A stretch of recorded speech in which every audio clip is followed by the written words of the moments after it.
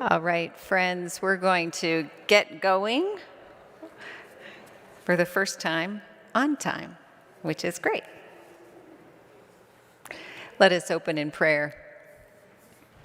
Gracious God, we give you thanks that you bring your people together to be challenged, to think, to question, to be moved and transformed by each other. Be with us as we are in community and hear the word spoken today. In Jesus' name, amen. We're excited to have this series for Black History Month, the church's opportunity to reflect theologically on Black History Month. This series was going to be given by Dr. Marjorie Lewis and Dr. Malcolm Newton March 15th and March 22nd, 2020. Yeah, so the Sunday that we closed down was when their series was going to start. So here we are, and we're so glad to have you. Marjorie and Malcolm, Dr. Lewis and Dr. Newton are both members of Montview. They joined in December 2019, so we are fortunate to have these two scholars in our community. So just a bit about Jason, can you move my slides? Oh, you can right there. Very good, very good. Some interesting facts about Black History Month. Here are a few. In 1926, Carter Woodson launched a week-long celebration of Black history in the United States. In 1976, Gerald Ford launched officially recognized Black History Month. And Black History Month is also celebrated by Canada, Ireland, the Netherlands, and the United Kingdom. We will, what's that? Yes, introduce our speakers. I'm sorry, we're navigating both of these. Dr. Marjorie Lewis is an ordained minister as well as has her PhD in behavioral economy. She's a behavioral economist. She is author of Singing Songs in a Strange Land, Anecdotes of Resilience. She is on the ART team, the Anti-Racism Trust team, and you might have heard Dr. Lewis last week in their presentation. Dr. Newton, Malcolm Newton, was also on the ART team for about the first 6 months.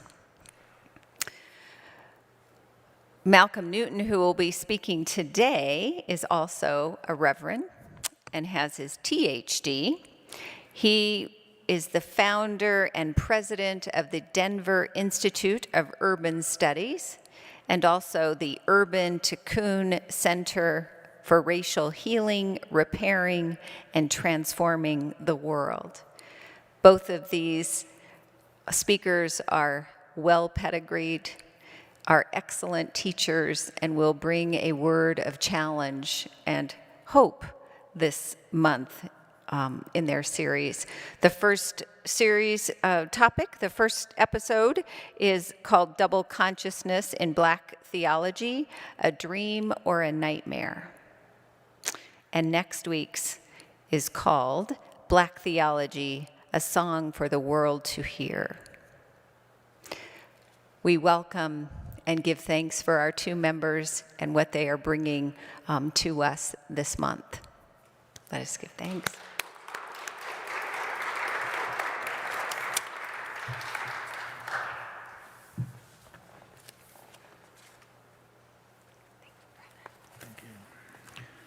Thank you, Pastor Glover, for that introduction. I must demask. Let me say that I am pleased to be here and to share on this occasion with the Montview Church Adult Education Formation Platform in the month of February, which has been designated as Black History Month, and to speak to you about Black theology and the Black community. Let me begin with a quotation from W.E.B. Du Bois. where he wrote more than 80 years ago in The Souls of Black Folks his classic statement of the paradox of black life in America. This is what he said: "It is a peculiar sensation, this double consciousness, this sense of always looking at oneself through the eyes of others, of measuring one's soul by the tape of a world that looks on in amused content and pity. One ever feels his two-ness, an American, a Negro. Two souls, two thoughts, two unreconciled strivings, two warring ideas in one dark body whose dog strength alone keeps it from being torn asunder," unquote. Now, the two warring ideas that Du Bois describes in 1903 have been at the center of black religious thought from its origin in slavery to the present day. They are found in the heated debates about integration and nationalism, and also in the attempt to name the community, beginning with the word African and using at different times such terms as colored, Negro, Afro-American, black, and now African American. In considering black religious thinking and thought in this speech, let me give clearer names to the two warring ideas. Clearer, that is, from the respect of religion. They could be called African and Christian. Black religious thought is not identical with the Christian theology of white Americans, nor is it identical with African traditional beliefs, past or present. It is both of these, but reinterpreted for and adapted to the life situation of black people's struggle for justice in a nation whose social, political, and economic structures are dominated by white racist ideology. It was the African side of black religion that helped African Americans to see beyond white distortion of the gospel and to discover its true meaning as God's liberation of the oppressed from bondage. It was that Christian element in black religion that helped African Americans to reorder their African past so that it would become useful in their struggle to survive with dignity in a society that they did not make. Although the African and Christian elements have been at the center and are found throughout history of black religious thinking, the Christian part became the most dominant. Though less visible, however, the African part continues to play an important role in identifying the core of black religion, and thus prevented it from becoming merely an imitation of Protestant and Catholic theologies of the West. And of course, there are many similarities between black religious thinking and white Protestant and Catholic reflection on Christian tradition. But the dissimilarities between them are perhaps more important than are the similarities. The similarities are found at the point of the common Christian identity, and the dissimilarities can be best understood in light of the differences between African and European cultures in the New World. While whites use their culture and perspective to dominate others, blacks or Africans use theirs to affirm their dignity and to empower themselves in the struggle for freedom. And the major reason for the differences between black and white reflection on God is found at the point of the great differences in life. As white theology, defined by its response by modern and postmodern societies of Europe and America, usually ignoring the contradictions of slavery and oppression in black consciousness, black religious thought in the thinking of slaves and of the marginalized blacks, whose understanding of God was shaped by the contradictions that white theologians and clergies ignored, or at least regarded as unworthy of theological reflection. And what Dr. James Combs does in his book, Martin, Malcolm, and America, he gives us an analysis of black religious thought in light of Du Bois's warring ideas that emerges out of the struggle of justice. Beginning with its origin in slavery and concentrating mainly on its 20th century development, let's look at the civil rights movement, which culminated with the Black Power movement and the rise of black theology. We look first at black religious thought in slavery. The tension between African and Christian elements acted to reorder traditional theological themes in black religion and to give them different substance when compared with the other theologies of Europe and America. 5 themes in particular have defined the character of black religious thinking during slavery and also during its subsequent development. The 5 themes are justice, liberation, hope, love, and suffering. Now, no theme has been more prominent throughout the history of black religious thought than that of the justice of God. African Americans have always believed in the living presence of God who established the right by punishing the wicked and liberating the victims from oppression. Everyone, they believed, would be rewarded or punished according to their deeds. And no one, absolutely no one, can escape the judgment of God, who alone is in charge of the universe. Evildoers may get by for a time, they said, and good people may suffer unjustly under oppression. But sooner or later, we reap what we sow. And now the sooner, of course, refers to the contemporary historic events that could be seen, like the punishment of the oppressor and the liberation of the oppressed. And the later refers to the divine establishment of justice in the next world, where God was going to rain down fire on the wicked and liberated righteous will walk into Jerusalem just like John. In the religion of the African slave, God's justice was identical with the punishment of the oppressor, and divine liberation was synonymous with the deliverance of the oppressed from the bondage of slavery. If not now, they said, then later. Now, because whites continued to prosper materially as they increased their victimization of African Americans, black religious thought tended to speak more of the later than of the sooner. Now, the theme of justice and liberation are closely related to the idea of hope. The God that established the right and puts down the wrong is the sole basis of hope, that the suffering of the victims will soon be eliminated. Although African slaves used this term, heaven, to describe their experience of hope, its primary meaning for most of them must not be reduced to a single pie in the sky or other worldly affirmations that characterizes white evangelical Protestantism. The idea of heaven was the means by which slaves affirmed their humanity in a world that did not recognize them as human beings. It was their way of saying that we are made for freedom and not for slavery.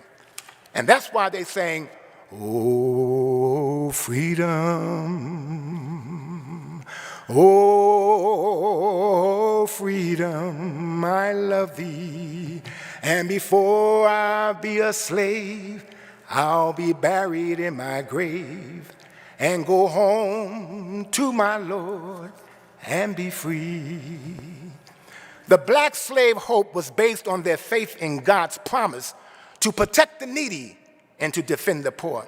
Just as God delivered the Hebrew children from the Egyptian bondage and raised Jesus from the dead, they said God would also deliver the African slaves from slavery and in due time would bestow upon them the rights of eternal life. And that's why they sang, "Soon I will be done with the troubles of the world, the troubles of the world, the troubles of the world. Soon I will be done with the troubles of the world, going home to live with God." The black slaves' faith in the coming justice of God was the chief reason why they could hold themselves together in servitude, in slavery, and even sometimes fight back, even though the odds were against them. The idea of justice, liberation, and hope should be seen in relation to this important theme called love. Now, theologically, we know that God's love is prior to the other themes. But in order to separate black reflection on love from a similar theme that you might find in white religion, it's important to emphasize that love in black religion is usually linked with justice, liberation, and hope. God's love is made known through divine righteousness, liberating the poor into a new future. God's creation of all persons in the divine image poured sacredness upon human beings and thus makes them the children of God. And to violate any person's dignity is to transgress God's great law of love. We must love the neighbor because God first loved us, and because slavery and racism are blatant denials of the dignity of human persons. God's justice means that God will call the oppressor into account. Now, the strength of black faith, as we have just described during the time of slavery, believed in God's common justice and liberation, was not easy for African slaves or their descendants. Their suffering created the most serious challenge to their faith. If God is good, why did God permit millions of Africans to be stolen from their homeland and enslaved in a strange world? Now, no person has been able to escape that existential agony of that question. And in an attempt to resolve the theological dilemma that slavery and racism has created, African Americans turned to two biblical texts in order to address the contradictions between faith and suffering. Exodus and Psalm 68:31. They derive from Exodus the belief that God is the liberator of the oppressed. They interpreted Psalms 68:31 as the obscure reference to God's promise to redeem Africa. Princes shall come out of Egypt, and Ethiopia shall soon stretch forth their hand unto God. Despite African Americans' reflection on these two texts, however, the contradiction between oppression and faith remain to this day. Black people have been struggling how to resolve God's goodness with their suffering. Now, no thinker in the 20th century has made the greater impact on black religious thought, and for that matter, even American society and religion as a whole, than the Reverend Dr. Martin Luther King Jr. He addressed the contradictions between faith and suffering. Martin King therefore addressed it out of the tradition of the black church. Its faith determined his theology. And in moments of crisis, Martin King turned to the God of black faith. From the beginning of his role as the leader of the Montgomery bus boycott to his tragic death in Memphis, Tennessee, Martin King was the public embodiment of the central themes of black religious thought. And the heart of his belief evolved around the idea of love and justice, liberation, hope, and redemptive suffering. And to understand him, it is necessary to see him in the context of his own religious heritage. Martin King's self-description is self-revealing, for he says, and I quote, "I am many things to many people, a civil rights leader, an agitator, a troublemaker, an orator. But in the quietness of my own heart, I am fundamentally a clergyman. I am a Baptist preacher, and this is my being and my heritage. For I am the son of a Baptist preacher, the grandson of a Baptist preacher, and the great-grandson of a Baptist preacher. The church is my life, and I have given my life to the church." Now, the decisive impact of the black church heritage upon King can be seen especially as he reflected upon justice, liberation, love, hope, and suffering. Martin King took the democratic tradition of freedom as found in America, and he combined it with the biblical tradition of justice and liberation, especially as reflected in Exodus and the prophets. Then he integrated both of these traditions with the New Testament idea of love and suffering as disclosed in Jesus' cross. And then he took all three of these and developed a theology that was effective in challenging Americans to create what he called a beloved community, in which all persons would be equal. While it was the Gandhian method of nonviolence that provided the strategies for achieving justice, it was, as Martin King said himself, through the influence of the black church that the way of nonviolence became an integral part of the civil rights movement.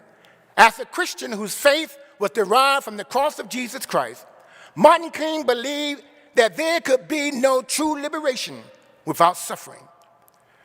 Through nonviolent suffering, he believed blacks would not only liberate themselves from the necessary of bitterness and the feeling of inferiority towards whites, but he also believed that they could prick the conscience of whites and liberate them from the feeling of superiority.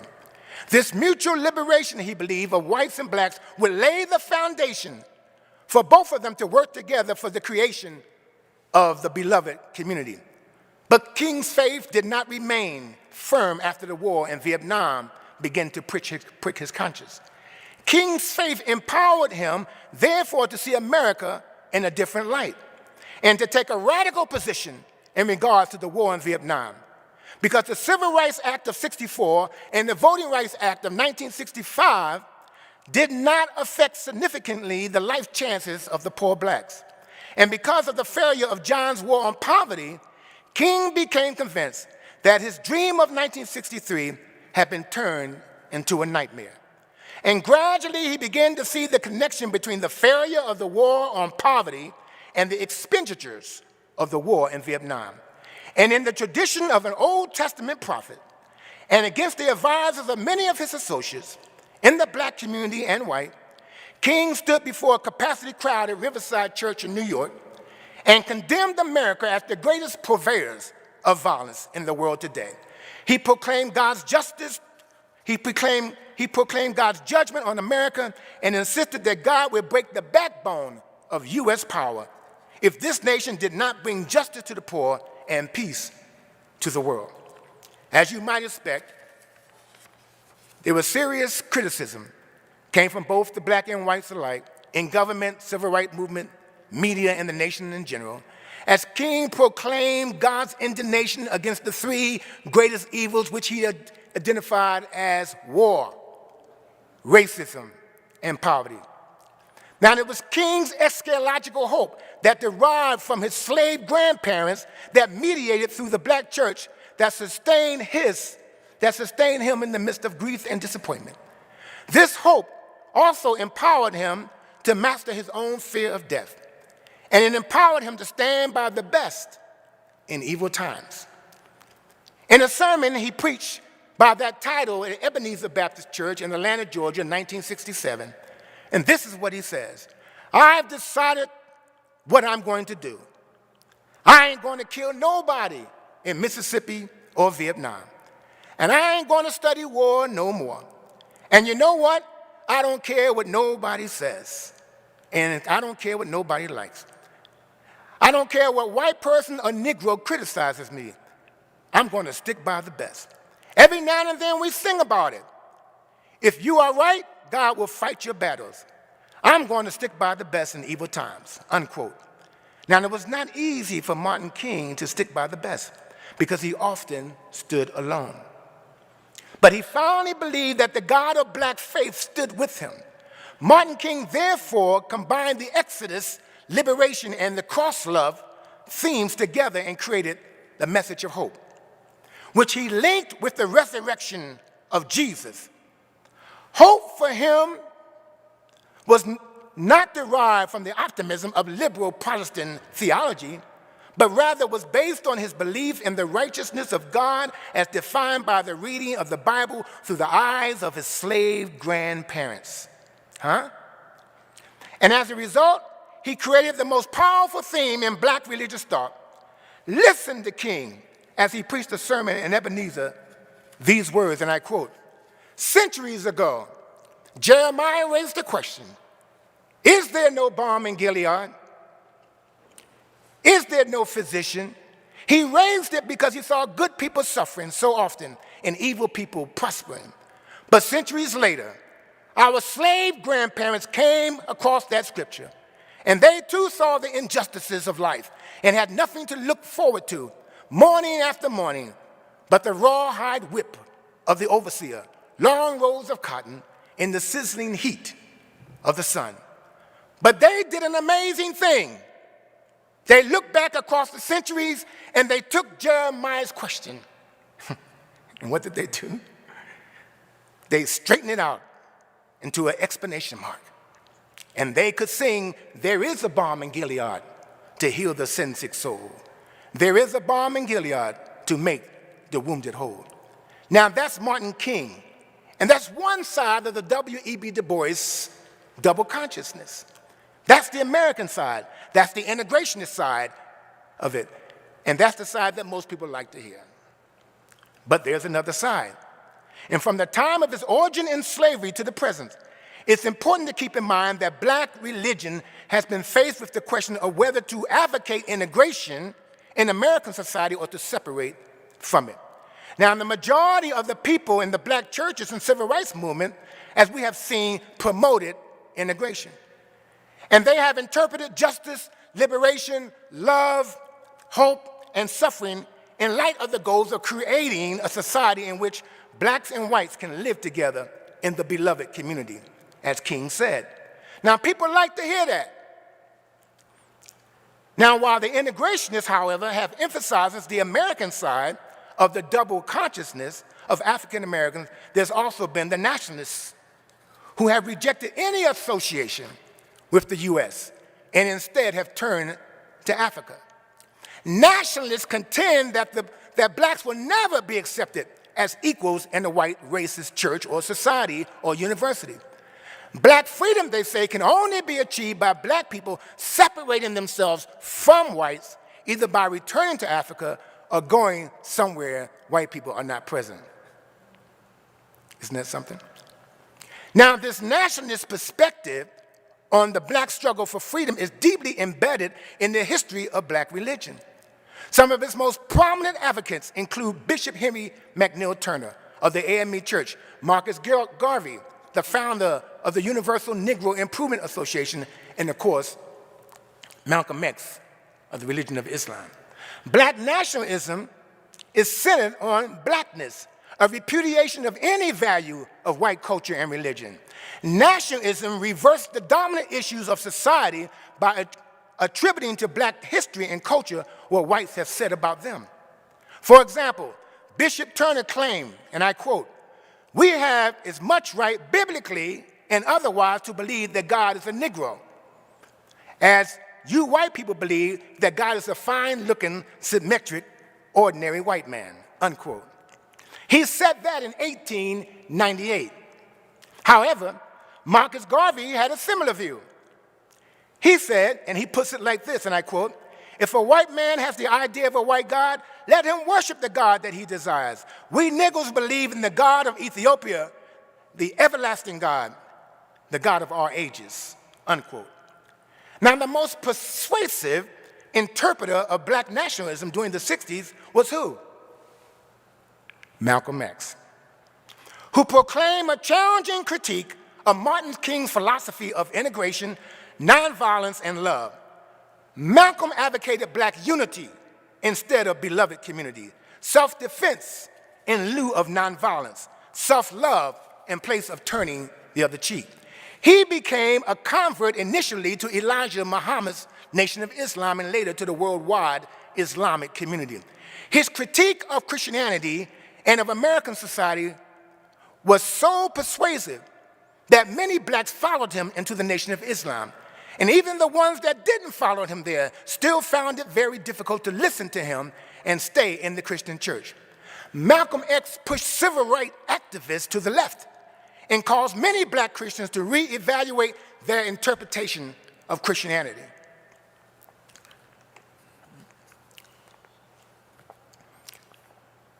If you can read Malcolm and listen to him and still be a Christian, you might be a decent one. Listen to Malcolm. And this is how he puts it. "Brothers and sisters, the white man has brainwashed us black people to fix our gaze upon a blonde-haired, blue-eyed Jesus. We are worshiping a Jesus that don't even look like us. Now just think of this. A blonde-haired, blue-eyed white man has taught you and me to worship a white Jesus and to sing and shout and pray to this God. That's his God. The white man has taught us to sing and shout and pray until we die, to wait until death for some dreamy heaven in the hereafter. And when we are dead, while the white man has his milk and honey paved in the streets of golden dollars right here on earth," unquote. During the first half of the 60s, Martin King's interpretation of justice as equality with whites, liberation as integration, and love as nonviolence. During that early part of the 60s, he dominated the thinking of black religious community. However, after the riots in Watts, Los Angeles in August of '65, some black clergy and other Christians began to take a new look at Malcolm X's philosophy, especially in regards to his critique of Christianity. in American society. Malcolm's contention was that America was a nightmare and not a dream. Began to ring true to many black Christians as they watched their communities go up in flames. And many young people shouted in jubilation, "Burn, baby, burn." It was during the James Meriton March of 1966 in Mississippi that some black clergy began to question openly Martin King's philosophy of love and integration and nonviolence. When Stokely Carmichael proclaimed black power, it sounded like the voice of Malcolm X. Though committed to the Christian gospel, black Christians found themselves moving slowly from integration to separation, slowly from Martin King to Malcolm X. Now, the rise of black power created a decisive turning point in black religious thinking. Now, black power forced black clergy to raise the theological question about the relation between black faith and white religion. Although blacks have always recognized the ethical heresy of white Christians, that is, they always knew that whites didn't act right, but they did not always extend that to white theology. They thought right, but just didn't act right. It was his accent upon the cultural heritage of Africa and upon political liberation by any means necessary. Black power shook black clergy out of their theological complacency, separating themselves from Martin King's absolute commitment to nonviolence. A small group of black clergy, mostly from the North, addressed black power positively and critically. Like King and unlike black power advocates, black clergy were determined to remain within the Christian community, and thus, this was their dilemma. How could they reconcile Christianity with black power? Martin King with Malcolm X. Under the influence of Malcolm X and the political philosophy of black power, many black theologians began to advocate the necessity for development of a black theology. And as they reflected on the dominant theologies of Europe and America as heretical, for the first time in the history of black religious thinking, black clergy and theologians began to reconcile or to recognize the need for a completely new starting point in theology. And they insisted that it must be defined by the people at the bottom and not at the top of the socioeconomic ladder. And to accomplish this task, black theologians focused on God's liberation of the poor as the central message of the gospel. And now, to explicate the theological significance of liberation motif, black theologians began to reread the Bible through the eyes of their slave grandparents. And they started to speak of God's solidarity with the wretched of the earth. And as the political liberation of the poor emerges as the dominant motif in their theology, justice and suffering and love and hope were then reinterpreted in the liberation. For the biblical meaning of liberation, black theologians turned to the Exodus, while the message of the prophets provided the theological content for their understanding of justice. The gospel stories of Jesus' life and resurrection served as the biblical foundation for the reinterpretation of love, suffering, and hope in the context of black struggle of liberation and justice. Now, as black theologians have reread the Bible in light of the struggle of the oppressed, when they did that, the idea of suffering, of a suffering God, became important for their theological perspective. And when the poor of North America and the third world developing countries began to read the passion stories of the cross, they did not view it as a theological idea, but as God's suffering solidarity with the victims of the world. Jesus' cross is God's election of the poor by taking their pain and their suffering upon the divine person. Black slaves expressed this theological point in song as they sang, "He never said a mumbling word." Were you there when they crucified my Lord? They nailed my Jesus down. They put on him a crown of thorns. Oh, see my Jesus hanging high. He looked so pale and he bled so free. Oh, don't you think it was a shame? He hung 3 hours in dreadful pain. Now, black modern theologians made a similar point when they said that God is black, and yet Jesus is the oppressed one. our rejection of European metaphysical speculation and our acceptance of an apparently acute anthropomorphic way of speaking of God is our way of concertizing Paul's saying that God chose what is foolish in the world to shame the wise. God chose what is weak in the world to shame the strong. God chose what is low and despiteful in the world, even the things that are not, to bring to nothing the things that are. And another characteristic of black theology was that it de-emphasizes, though not completely, the rejection of Western theological tradition as black theologians began to affirm black history and culture as the source for doing theology. And this is what they said, and I want you to hear me on this. If the suffering of God is revealed, listen to me, if the suffering of God is revealed in the suffering of the oppressed, then it follows that theology cannot achieve its Christian identity apart from a systematic and critical reflection upon the history and culture of the victims. Did you hear what I said? And when this theological insight impressed itself upon our black clergy and black theologians, upon our consciousness, we begin to realize that we have been miseducated within these theological schools throughout North America. European North American theologians have stifled the indigenous development of theological perspective of blacks by teaching us that our cultural traditions are not appropriate sources for the interpretation of the Christian gospel. European white Americans have taught us that Western theological tradition as defined by Augustine, Aquinas, Luther, Calvin, Schleiermacher, Barth, Tillich, and Bonhoeffer is essential source of knowledge for the Christian to understanding the Christian God.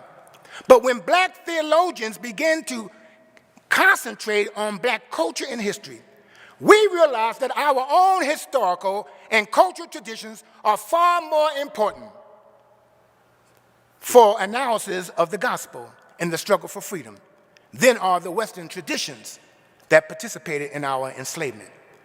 We now know that the people responsible for or indifference to our oppression are not likely to provide the theological resources for liberation.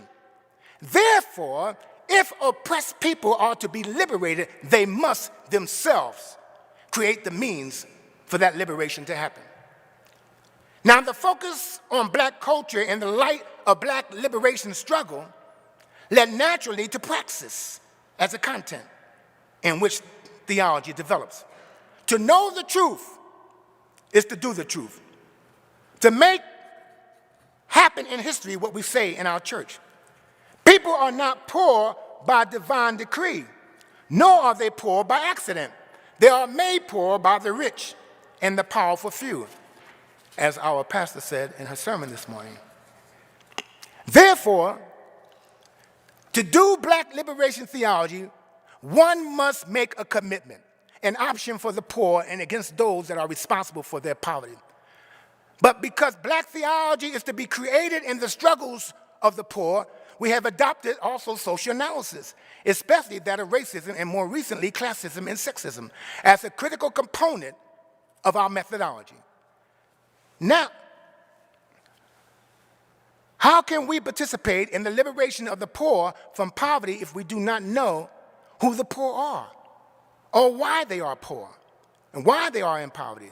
Social analysis is a tool that helps us to know why the social, economic, and political orders are arranged against the interests of the victims. It enables us to know not only who benefits from the status quo, but what must be done in order to transform it.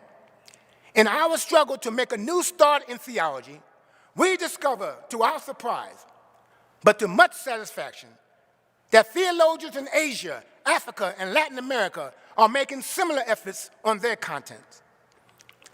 The same was true among ethnic minorities in the first world, in the US, among women, and all other groups. Black theology has been challenged to address the issue of sexism, homophobia, classism in a global context. And we have challenged them to focus on the issue of racism. No one has challenged us more in black theology than black women in our own community, who are now developing and have developed a womanist theology. Now, this focus on liberation has reinforced, deepened, and extended to a great degree. What many of us know now is that a new turning point has been made in the theologies of the poor communities of the world. A new turn as radical as Luther, Schleiermacher, and Barth of the 16th, 19th, and 20th century Europe. Let us hope that the revolution in liberation theology will change not only how we think about God, but more importantly, what we do in the world. And so that the victims might make a future that is defined by freedom and not by slavery and oppression. Thank you. Thank you.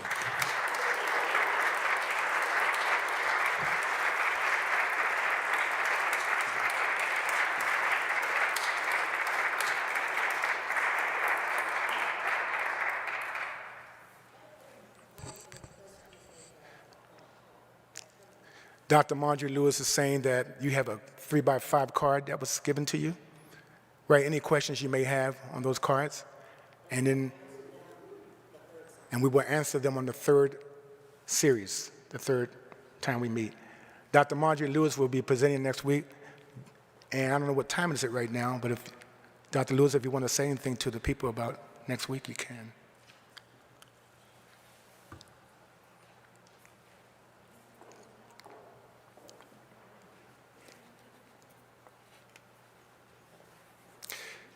So this was not an easy message for me to give. It was very hard. But thank you for enduring it. I appreciate it.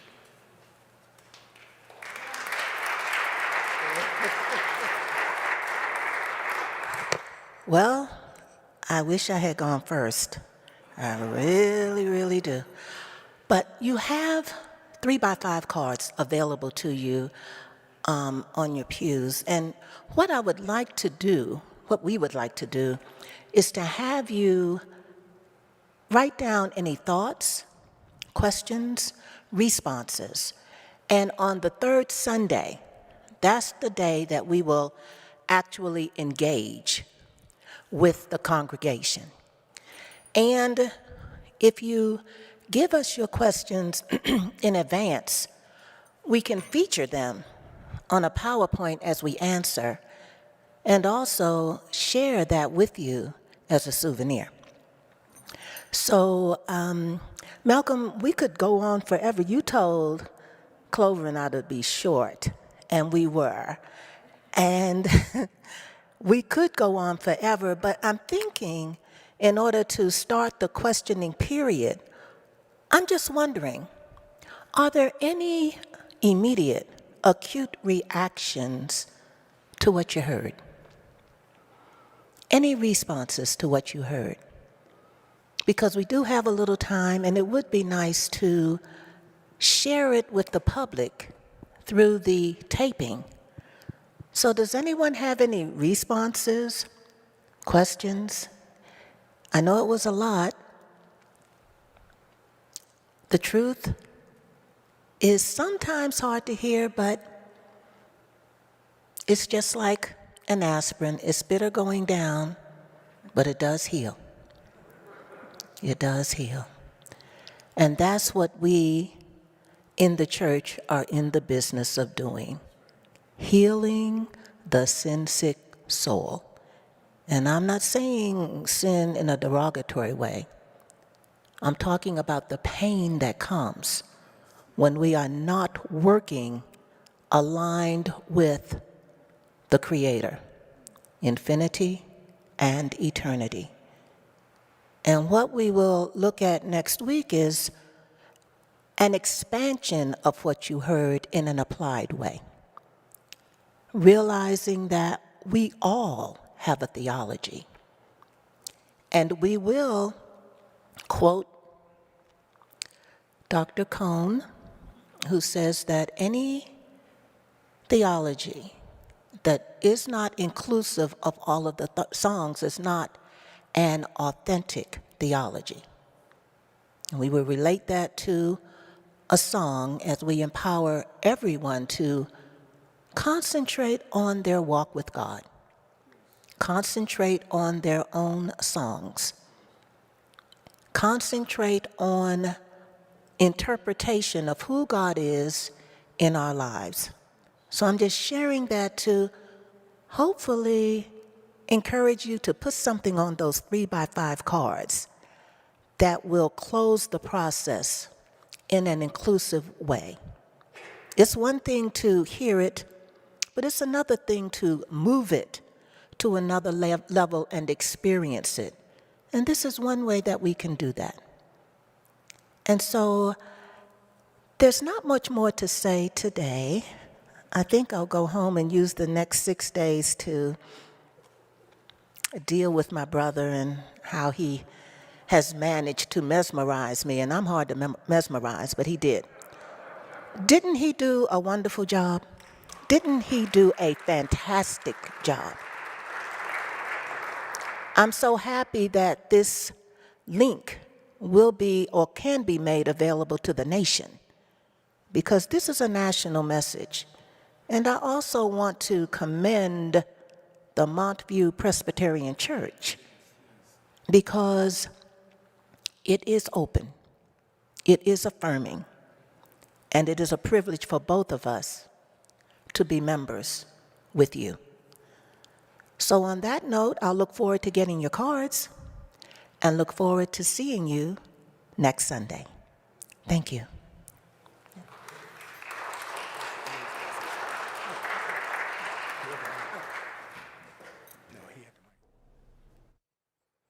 Question?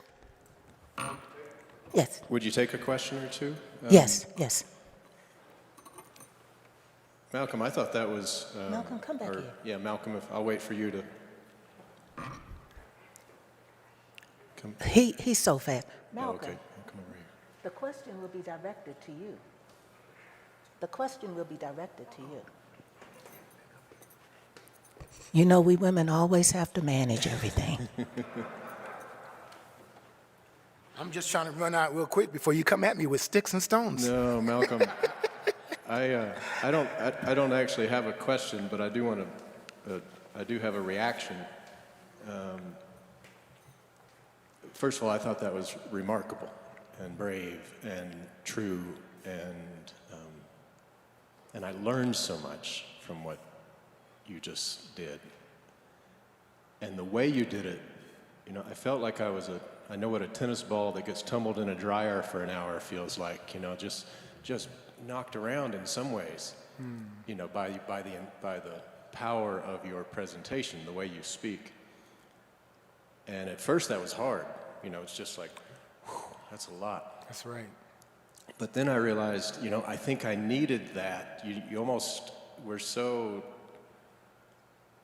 comfortable in our space and our protective kind of layers, and there's something about the physical way that you presented it helped to knock my tennis ball around enough that I could get jolted from my comfort zone enough to hear it better. So actually so after about 10 minutes, I'm in tune with you. I'm understanding everything you're saying and I'm moving with it. So I so appreciated your presentation.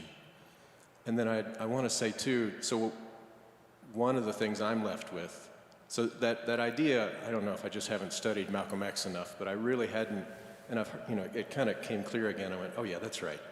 But that separation, that Malcolm X is really saying, it's not going to work to integrate, and we really do have to separate. And you know, I knew that, but I'm so enmeshed in Malcolm, in Martin Luther King's theology and ideology, and that was jarring for me. And so the only comment, or besides just this rambling, is to just say, then I was really struck by what a loss it would be for me to lose my black brothers and sisters that I know and love, what a loss it would be for our culture, our white culture, you know, for white culture to lose, you know, I mean, who knows how it would even happen, but just to talk about it theologically and I think there was a bit of an awakening for me of realizing the loss that would be, and so out of that to be able to come back and feel more motivated and more dedicated to finding a way forward that keeps us together. Anyway, I'll stop rambling, but I was really moved, and I really thank you. Thank you, Pastor. Appreciate it. So, Dr. Newton, my name's Lloyd, and I have the fortune of meeting with you tomorrow morning. But that was a really important message. And, Lloyd Lewis? Yes. Is that you? Yes. Wow. Such a profound message, and particularly in this time. We have the threats to our democracy, we have voting suppression, we have school boards attempting to restrict the teaching of real American history. And when you think about our history of this awful history of slavery and racism, is so important for children to learn from what our real history is, so that we can make the needed changes to make the needed corrections to really enable people to live, the lives that they deserve. And those two gentlemen are heroes of mine. And I think Malcolm started to move a little center at the end, and King started to go the other way a little bit. But such great heroes in American history that all children should learn from. And we have all these, in the context of Black History Month, we have school boards attempting in some areas to deny the teaching of real American history, and that's very concerning to me. So I appreciate your message. Very profound. Thank you, Lloyd. Lloyd Lewis is the CEO of the Art Thrift Store, statewide. You have the art here. The art is right here.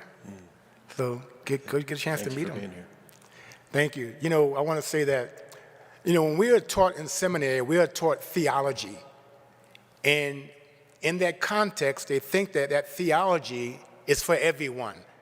And they don't even think of it as a white theology. It's just theology. But we know, as marginalized African Americans and Latinos and what have you, that is a white theology. And I think the seminaries have just come within the last 10 years, or since Black theology has been on the scene, to understand that there is a difference. That theology that they've been teaching for years, especially where I'm educated at the Dallas Theological Seminary, they think that Black theology is heresy. And they think that their theology is theology for everyone. But I think they're coming to understand that there needs to be a theology, as Dr. Lewis said, that we write our own theologies. And I want to say that our icons, Martin and Malcolm, Malcolm is just alive today as he was in the 60s. And I'll tell you why. You know who's reading Malcolm? You know who's reading Malcolm the most today? Our young white students are reading Malcolm. They want to see what he's about and what he's really saying. It has become a textbook. Malcolm X has become a textbook in the universities and colleges. And students are reading Malcolm. He's alive. We don't hear about Malcolm. We always hear about Martin. But we never hear about Malcolm X, not Malcolm Newton. Thank you. Thank you.